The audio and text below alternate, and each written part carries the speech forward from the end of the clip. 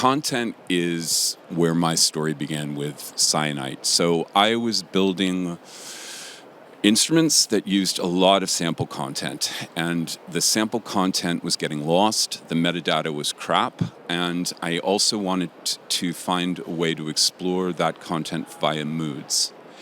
And also I know that there's a lot of companies out there, very well-meaning, they're coming from VC backgrounds. I was attracted to Cyanite because it came from an academic background.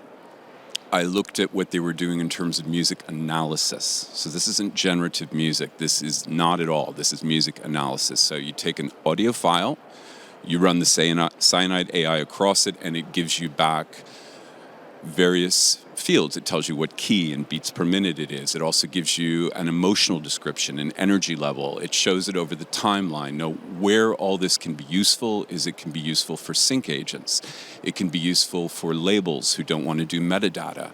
It can be useful for platforms that are given content by labels who are maybe artist-run, and they're not exactly the best at doing metadata sometimes. So I guess in a way, my search, I came to AI looking for a single source of truth in terms of analysis, the best I could find.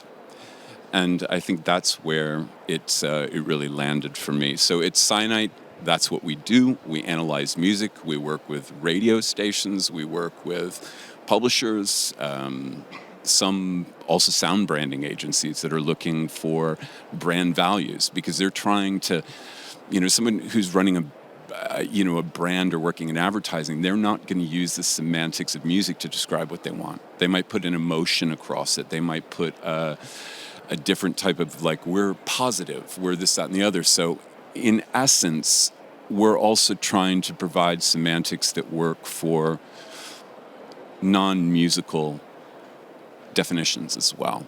How does it work? I might find something rather happy than sad. Other people don't. How do you find this term that fits for everyone? Yeah, exactly. I mean, in terms of the background of AI, it's our data scientists and they're geniuses, and I won't even move into where they are. That's not my world. I mean, my role is Director of Music Industry Relations, so what I do is I explain to the music industry what we do.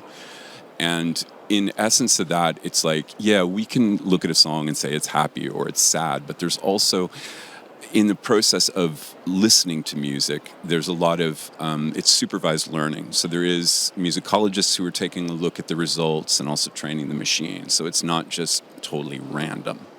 All right, and if I would be a label or a publisher, how would it work?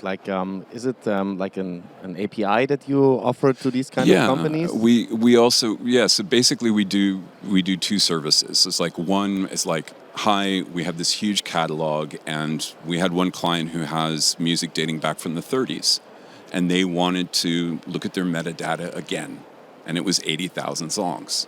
And they wanted to also marry their metadata and the decisions that were made historically with a kind of new source of truth, as it were. All right. So you're basically streamlining the process that has been done by hand so far. Exactly. We're taking the pain, and that's the most unfun part of making music is doing the metadata.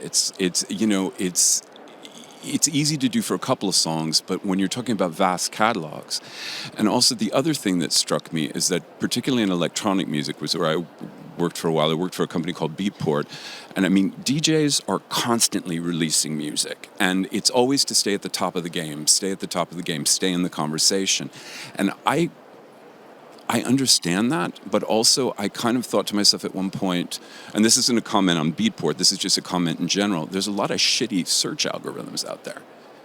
And people are constantly trying to stay at the top by releasing new music. And my concern is, what about classic catalogs? What about music that is timeless? Yeah, so that I totally understand that.